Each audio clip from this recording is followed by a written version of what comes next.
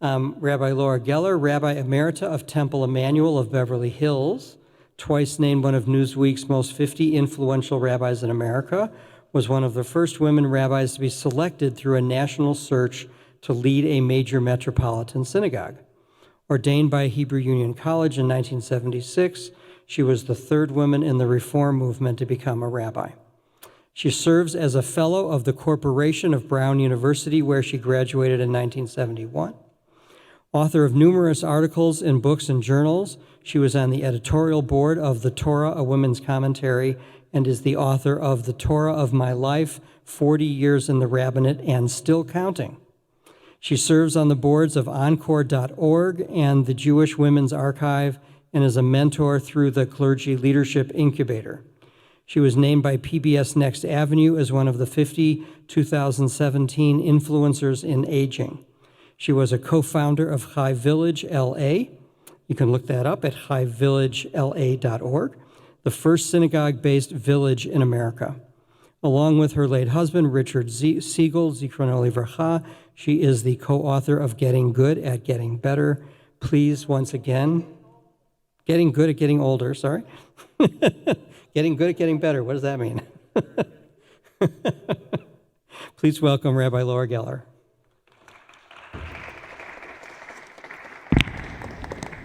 Hi, everybody.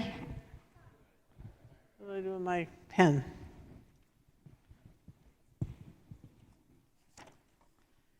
So for those of you that are in outer space,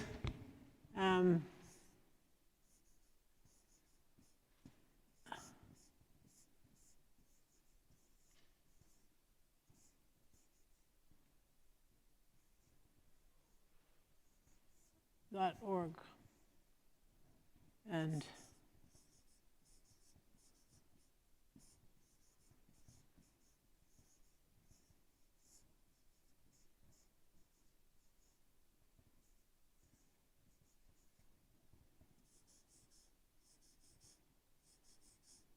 okay, I don't know if people can read that. These are websites you might want to check out.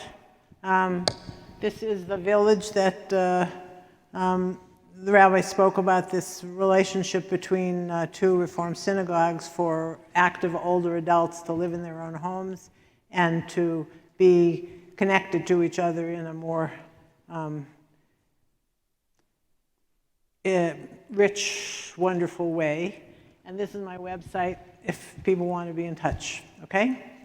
So,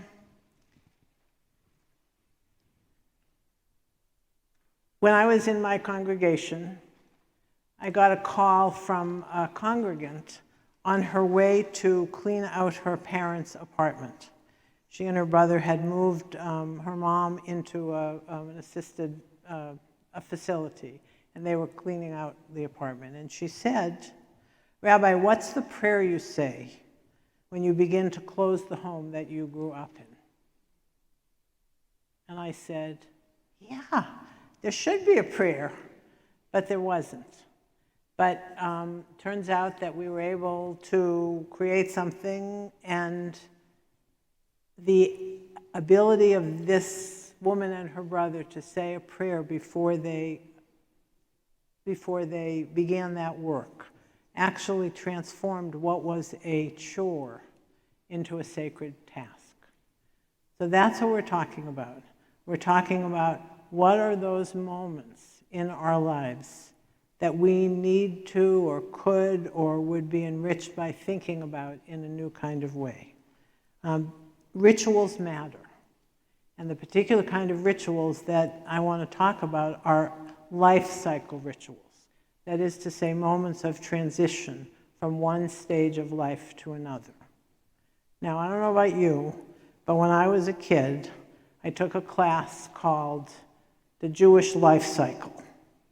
And it included, this was in the 1960s, or late 50s, early 60s, and it included Jewish life cycle rituals.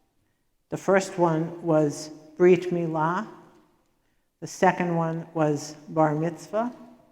The third one was confirmation. The fourth one was marriage. And the fifth one was funeral.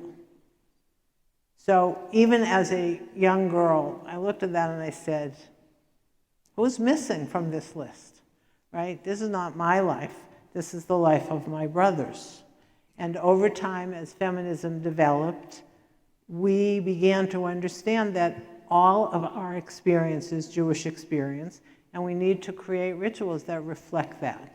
And that's why, because of the feminist movement in the early 70s, we began to see new life cycle rituals for girls.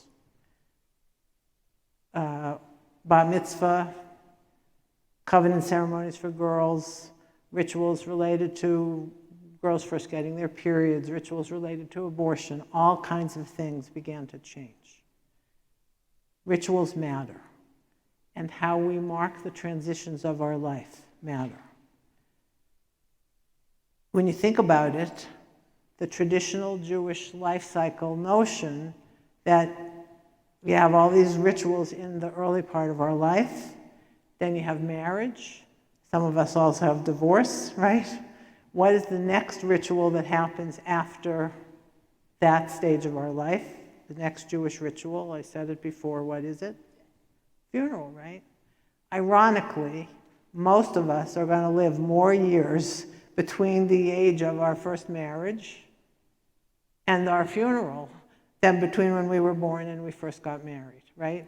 And this stage of life is an important stage.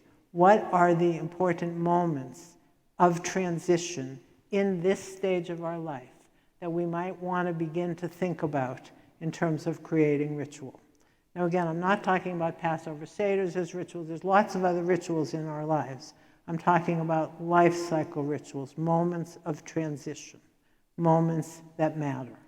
So what I want to do is ask you to generate that list for me, okay? What are some of the moments in your life, in this stage of our life, between when you first got married, if you got married, and the very end of your life? What are some of those moments that have mattered to you?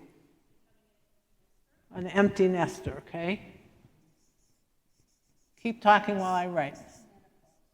Empty nest. Menopause. Menopause. Relocating.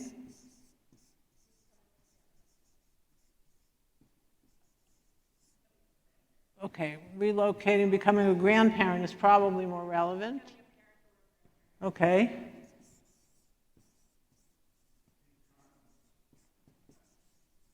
Becoming a parent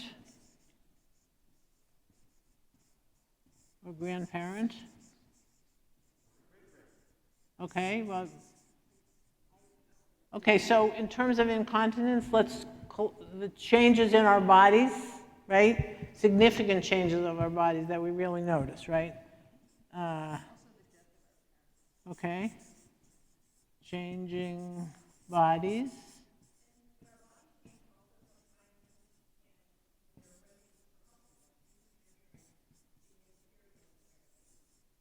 Okay. So we're not solving these moments, we're just listing them. Okay, what else? Divorce. Okay. Hold on, milestones in children's lives.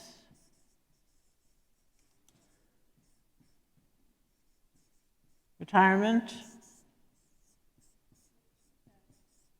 Say again? Okay.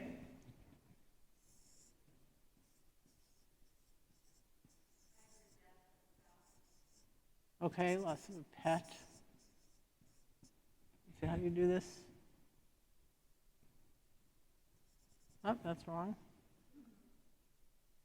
Who knows how to use the eraser? Is that an eraser?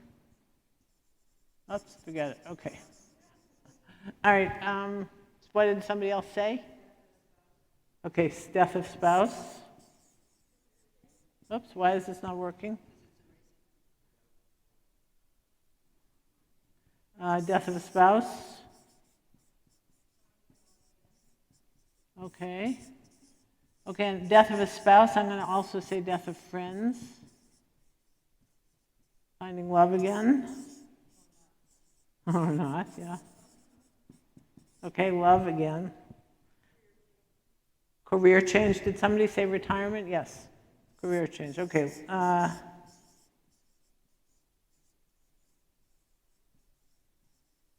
Okay. Anything else comes to mind? Big birthdays?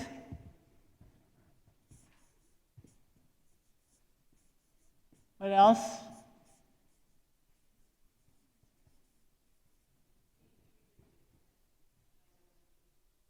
So a moment.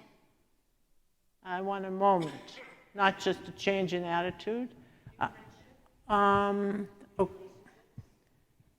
Okay, something about new relationships.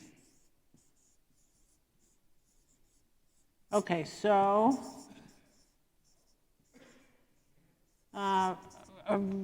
some people, a renewal of commitments,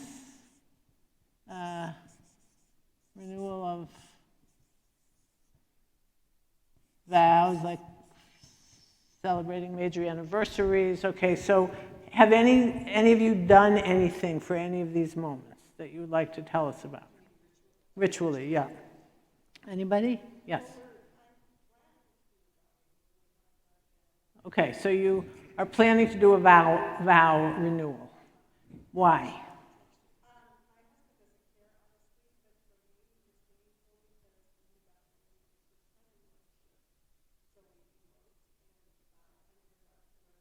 Oh, wow. So for those of you out there, your name? Ava is going to celebrate a renewal of her marriage vows because the first time they weren't so sure, they eloped, and now they are able to celebrate the fullness of a relationship of how many years? 29 years, okay? Yes?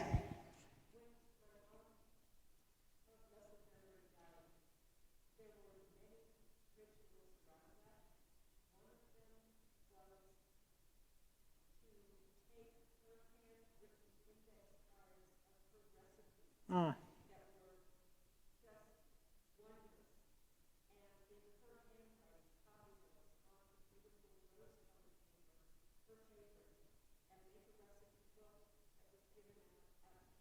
Okay, so an example, your mom's beloved recipes presented in a lovely way that becomes something that you give people at a funeral.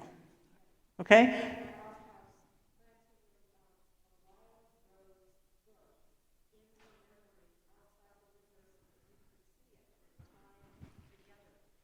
Okay, so we're talking about moments, and then we're talking about how to mark those moments, okay? So look at this list. Some of this list we already have Jewish rituals for.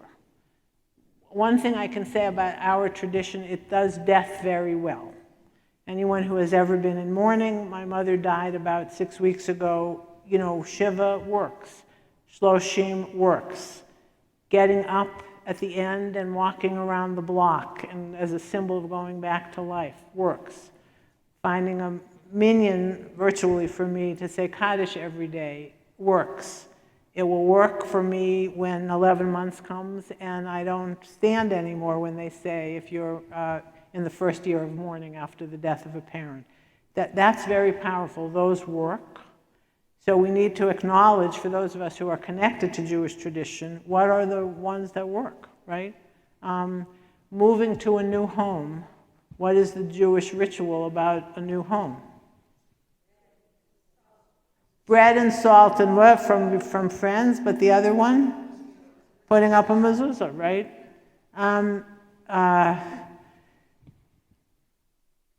Big birthdays. Some of you know there is a tradition that when you're 83, you get called to the Torah, another bar or bat mitzvah, whether you had one or not. Why 83?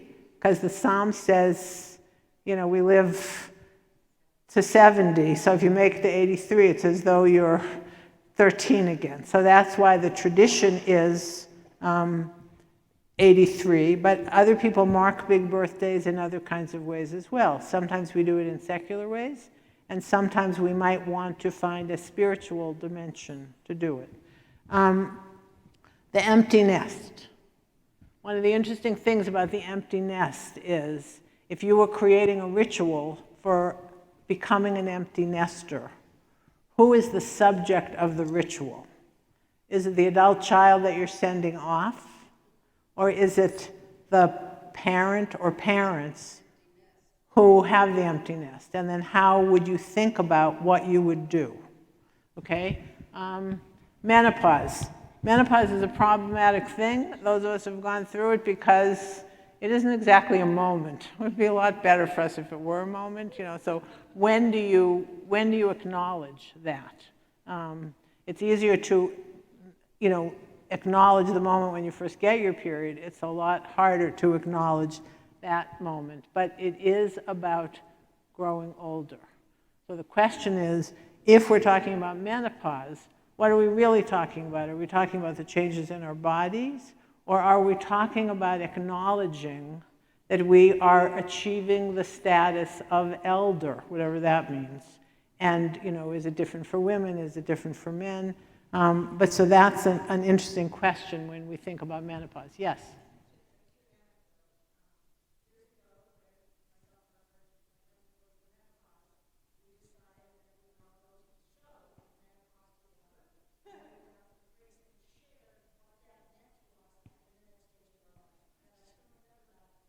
So that's a great example of a secular experience when you acknowledge that this stuff isn't just happening to you, it's happening to other people that you care about, and that you do something together.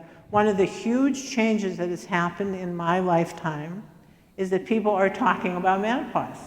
When I began to go through it, and I asked my mother what it was like, she didn't even remember. It was never spoken about. It was something that people dealt with in the privacy of their own wet beds. And that has changed. And maybe one of the reasons that it's changed is because it has changed, we're able to acknowledge these kinds of changes with a sense of humor, right? It's not always easy, but having a sense of humor and a community to talk to about it is important. Relocating, this is a big one. This is a big one. How many of you have lived your whole life here in Denver? Raise your hand. Okay. Everybody else relocated here. How many of you relocated here in this stage of your life? Okay, tell me what that has been like and what might have been helpful to you in this process. Why did you relocate, and what's been helpful? Why don't you start?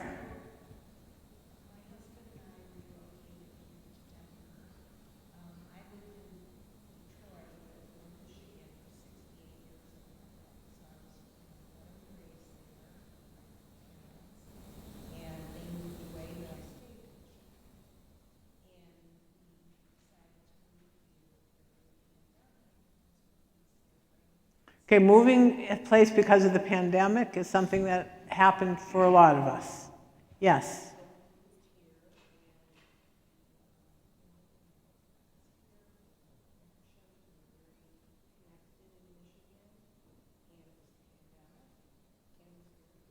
So it's hard to do this, right? You're leaving a community, sometimes because you want to be closer to your kids.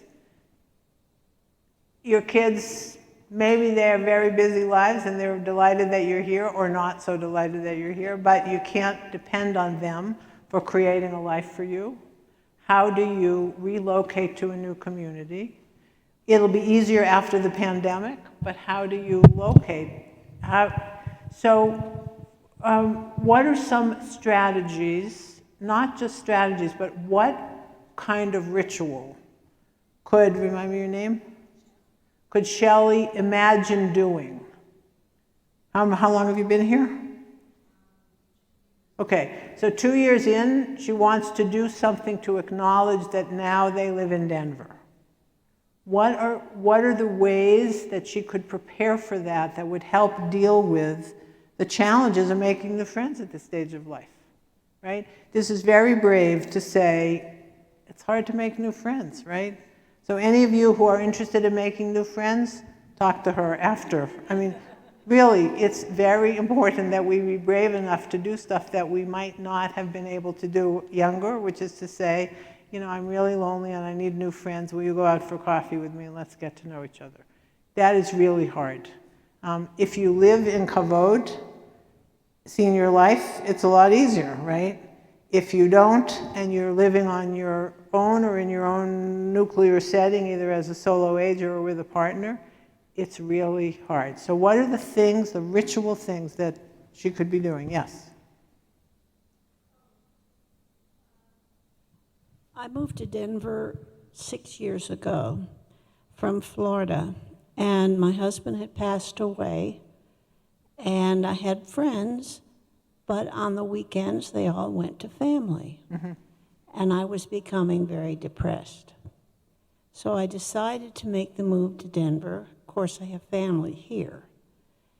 It was the best thing I ever did. I moved in to a rental apartment, and I knew nobody. I went to the JCC, and I met some wonderful people there, who I still am friendly with. It's my nucleus of my life here in Denver, and it made such a difference in my life. I'm busy, I have a fulfilled life, and sometimes you can't rely on your kids, Right. because they're busy. And I think one of the things they were worried about is that since I knew no one, that I would hang on them. That's right. And everything. Well, that was, my daughter-in-law says to me, "You're the hero of independence." Okay, so And- notice that it takes energy and initiative, right? If you didn't have the JCC, or if you weren't brave enough to go to JCC for the first time, that wouldn't have happened. What do we do to market? So when you think about moving, there are stages of moving. How do you say goodbye to the community that you grew up in, right? What do? Do you just leave? Do you invite friends together and they ask them for a blessing as you go on your journey? That would make it a ritual. And then what is the ritual of being welcomed into a new community? Is it something that you do with your kids? Well, your kids are a little ambivalent about you coming into their community, right? Do you wait until you begin to find the kind of friendships that are really meaningful, and then you thank those people that have become your friends by having some kind of a something? This is what we're talking about when we talk about creating new ritual. A couple of other comments, then I want to move on. Yes? Dawning. Okay, it's dawning on me that there's something within Judaism that could really help in terms of relocating. To come into a new community, to make a ritual for oneself, like for you. And that is based on the idea of a sukkah. That if you were to... Of a sukkah, right?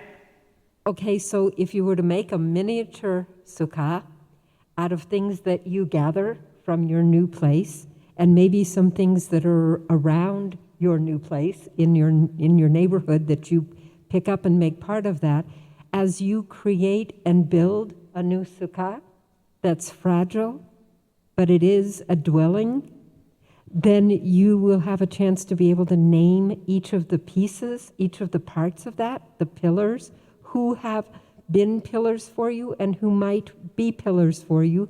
And you can also say that there are some things in the that are in your neighborhood or in your new community that will be the fruits of that, and name those. So that's a lovely idea. Take this Jewish symbol, a sukkah, a symbol of welcoming, of fragility, of bringing memories. What do you bring into the sukkah? You bring memories, but you also bring friends, and you bring food, and you bring community, right? One of the interesting questions is, when you think about ritual, who is the subject of the ritual, and the other is where does it take place. So on the sheets that you have, the question is, why are we creating a ritual? We talked a little bit about some of the moments. We need to name the situation. The situation is relocating or acknowledging that I am now part of a new community. Acknowledging your feelings about it, and then imagining the ritual as a way to open yourself to the fullness of that moment.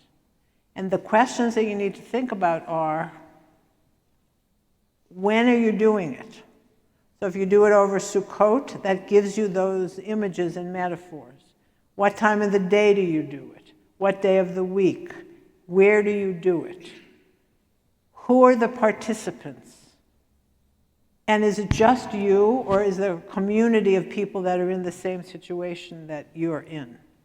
One of the things that I think is so interesting about being part of a Jewish community, and particularly a synagogue, is what if a bunch of you who have relocated over the past 5 years went to your rabbi, your cantor, and said, we want to do something. We've been here a year, we've been here 2 years, we all have the same kinds of experience, we don't know each other. Let's do something together. Let's do something on Sukkot. And all of you come together with your kids, with your not kids, you bring stuff from him, you make it up together. Imagine what that might do. What might it do if you could imagine talking your clergy here into, or wherever you are, or at Kavod, or Kavod on the road doing something like this? What do you think would happen as a result of that? You're part of a group. What else? You develop more of something. You might make new friends, right? And you also are connecting to some powerful piece of Jewish tradition, which is Sukkot, right? Do these rituals take place in our homes? Do they take place in a synagogue? Do they take place in a park? Ava, when you have your ceremony, where is it going to be? Okay, so that's an interesting question. And do you want to do it connected to a synagogue? And do you want to have a rabbi do it? Or do you want to go to a place where you guys first fell in love and do something in the park where that happened, or whatever? You know, the place matters. So this is a list of ingredients. The time, the place, the participants, the tone of it. Is this heavy and depressing? Is this funny and light? Is it a mixture? You know, what is the tone? And what are the ritual objects that you bring with you? So yours, tell me your name one more time. Cherie, sorry that I'm not so great with names. Cherie's notion that maybe you create ritual objects by bringing stuff into the sukkah, right? And you'll get to know each other that way, because if the ritual were framed where each of you said, I'm bringing from Minnesota, what I loved most about Minnesota was blah, blah, blah. And what I love most about, you know, I'll learn your story, right? I don't know your story. One of the really hard things about being at this age, particularly for those of us that, you know, are a bit narcissistic, right? Who am I when I'm no longer the senior rabbi of Temple Emmanuel of Beverly Hills? And when I meet you, if I moved here, you guys wouldn't know what my life was like. You wouldn't know my story. And how do I get to tell you my story?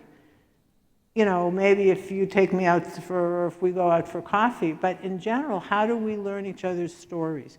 One of the most important things, and this was a big surprise to me, when we created Chai Village LA, again, a joint program of 2 different synagogues, is we have this weekly newsletter that lists all the activities. This is all member-led, member-driven. It's not a program in that the professionals of the synagogue run it. It's run by the members themselves. We do all kinds of stuff together. But each week, somebody tells his or her story. Just a couple of pages. Amazing, you know, I mean, I didn't know that this person, you know, has written a book. How would I know that? Unless it becomes, how would I know that somebody is a poet or that somebody loves gardening or whatever? We need to find ways to get to know each other, and telling our stories and listening to each other's stories is so important in our need as people, particularly of this stage, but all of our life, to be seen. One of the hard things about being our age is we're invisible, right? It's hard to get a table at a restaurant in the days when you could go to a restaurant because younger people are always getting those tables and we have to wait longer. I mean, how do we be visible? How do we share our stories? Okay.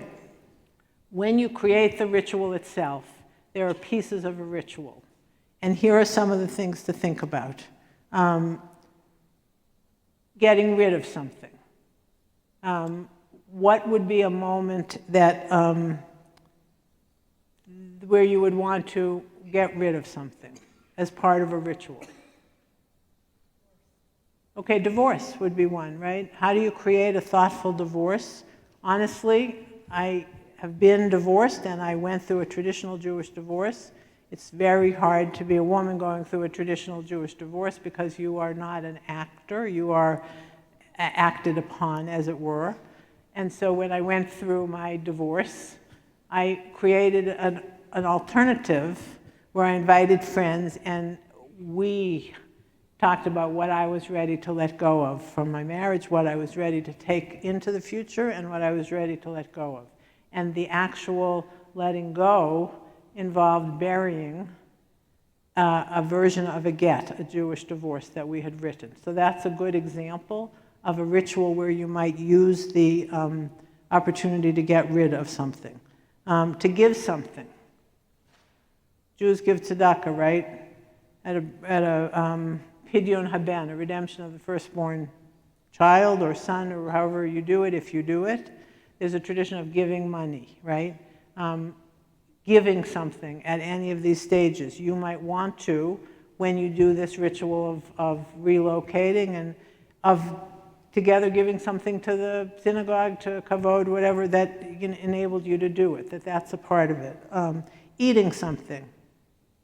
I don't have to say anything more about that. Making a commitment. What would be a ritual where you would want to actually make a commitment and write that commitment down? A renewal of vows, right?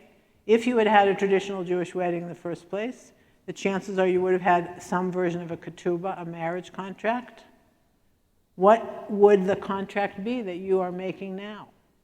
What promises are you making to each other or to whoever is the audience of the ritual, right? So those are pieces of it. Make a noise, say a prayer, make a blessing. Lots of wonderful blessings that we have in our tradition that we could incorporate, including a prayer for a journey, including a prayer for healing, including whatever. Yes?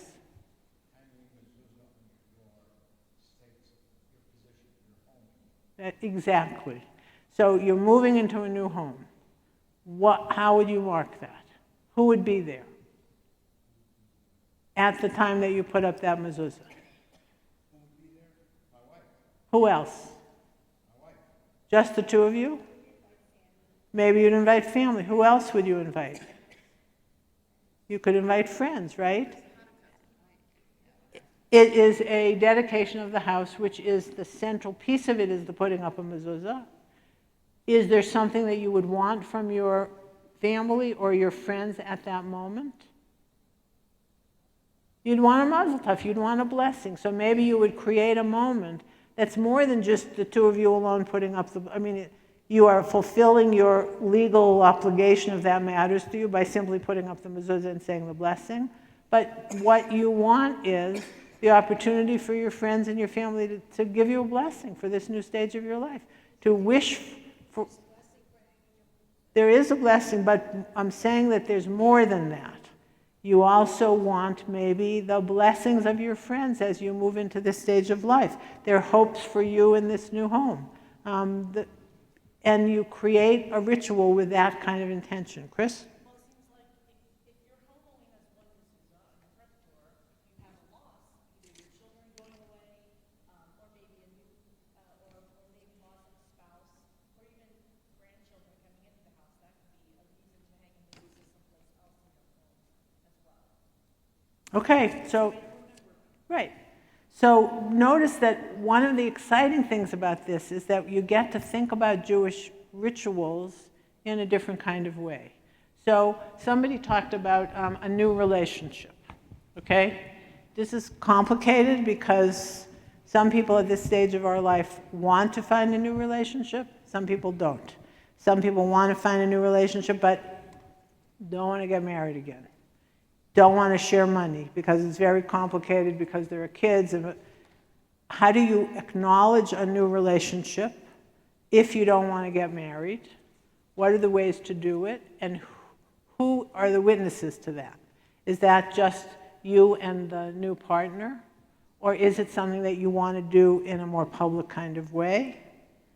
One of the possibilities that I find interesting is the mezuzah notion, assuming that in this new relationship there will be time in the bedroom, to put a new mezuzah on the door in the bedrooms where this relationship might unfold.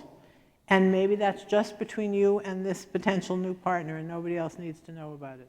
Or maybe you want to do it in a more public way. So the question always to think about is, who is the audience? Is it just the subject?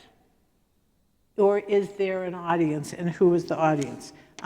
Look on your sheets. I imagine that what we might want to do is actually pick an example and try to create a ritual together. We're not going to have time to do that. But I want you to just see that the ritual ceremony that I wanted us to imagine would be beginning a new adventure. So it's okay, 10 minutes. Beginning a new adventure. Moving into a new home is a new adventure, right? Or other kinds of things. But look at the kinds of things that are possible to imagine. It starts with a biblical text. One of the things about Jewish tradition is that texts from our tradition might be sources of meaning. And this is a classic one. God said to Abram, Lech lecha, go, really go from your land and from your birthplace and from your father's house to the land that I will show you.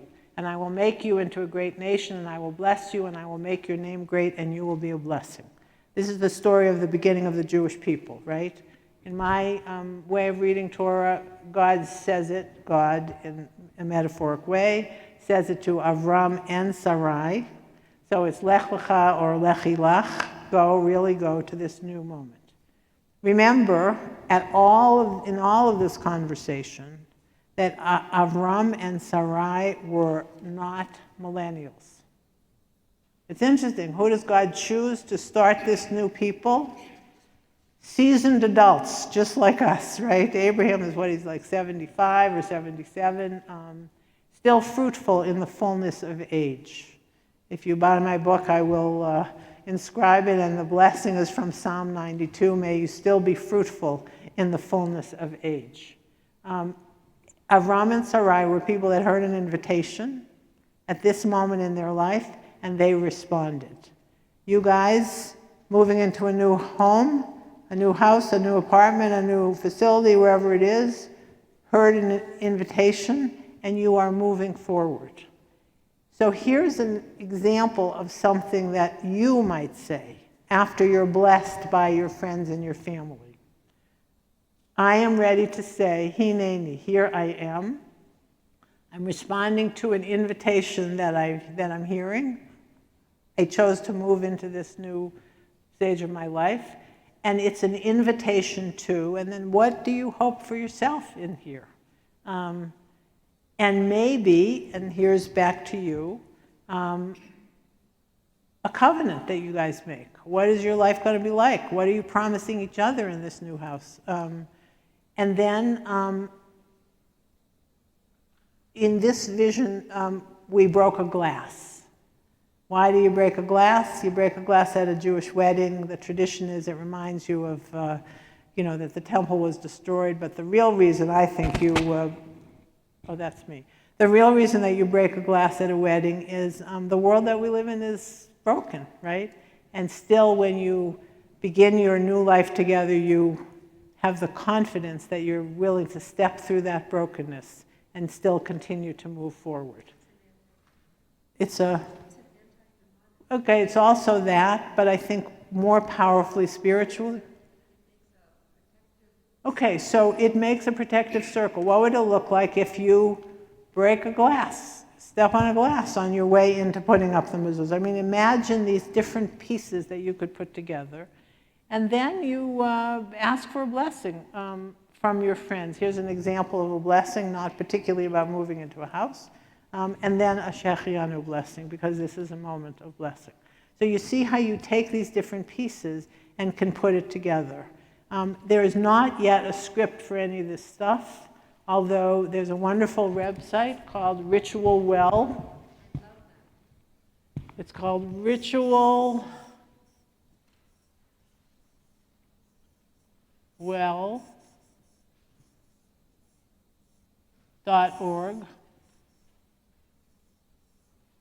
And they're organized around, and they're not organized around age, but they're organized around sort of themes. So the ritual that I mentioned about the woman that went into the wheelchair, you can find it on there. Go look under health and healing, and you could find that ritual there. So people share those rituals. When after a year, 5 minutes, okay. After a year of mourning my husband, I was ready to move out of my status as mourner and into my status as the rest of my life, joining all the people in the world who have been mourners, right? It's a very powerful recognition that it isn't just me that went through this. We all, in some way or another, will eventually go through whatever loss is. It was very important to me to take off my wedding ring. And so I created a ritual with friends to take off my wedding ring. And why did I want to do that? I wanted to do it really because I wanted to thank the people that had been there for me in that first year of mourning, which was so difficult. And at the same time, I wanted their blessing to move forward in my life. And so we created a ritual that, I had my wedding ring, I had my husband's wedding ring, and it's also on ritualwell.org. You can take a look at it. But again, I actually put my ring and my late husband's ring in a little bag with a cloth that is inside a mezuzah. And I put the cloth in the bag, and now that bag and our 2 rings is the mezuzah that you walk by when you first come into my home. And what's nice about it is I didn't want to get rid of the rings, because maybe someday our children might want those rings. And I experienced the holiness of, the marriage that I had. And at the same time, I go out of the door into the world, and I come back to a home that I shared with him, and that I'm now sharing with these rabbinical students who are, 33 years old. And that's how I did it. I mean, the thing about this that's different from the traditional rituals is that there's no script yet. We're making it up, and there won't ever really be a script. There will be a process. But you guys are going to create your own scripts. Okay, so I've now probably 3 minutes, and here's lots of stuff that we didn't talk about. I want to say one thing about the death of friends. Jewish tradition says that mourners are people who are parents, children, spouses, and siblings. But I have come to know that mourners are also close friends. And it's very difficult when you really are a mourner, but your status isn't acknowledged. And so I think we need to encourage our religious leaders to acknowledge that. You grew up in Minneapolis. There's probably close friends that live in Minneapolis that nobody here knows. When one of them dies, you might not be able to go back to the funeral, but you are still a mourner. How do you acknowledge that status? How do your friends help you do that? How does the synagogue help you do that? We need to rethink. So like in my synagogue, I mean, it used to be, you know, if you're a mourner in the first week, if you're a mourner in the first month. But friends should be able to stand too, even if people in the congregation don't know them. You can now in some synagogues you don't. But to have the consciousness that we, in our life experience, there's a Torah of our life, and that acknowledges that we are mourners for our good friends, and that we need to find a way for our rituals, the communal rituals and personal rituals, to be able to acknowledge that. In the your sites too, right.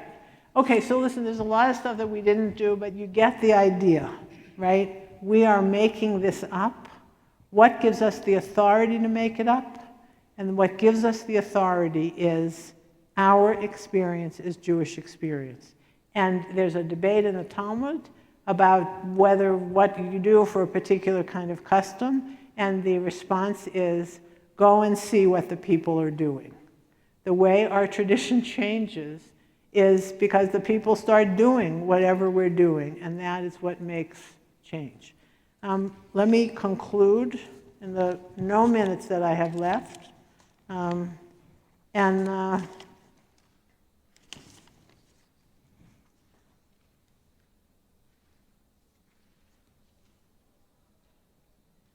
And just basically say, what I wish for all of us is the ability to notice what's really happening in our lives and to find ways to mark it. And I'm just going to read one quick ritual that is in the book.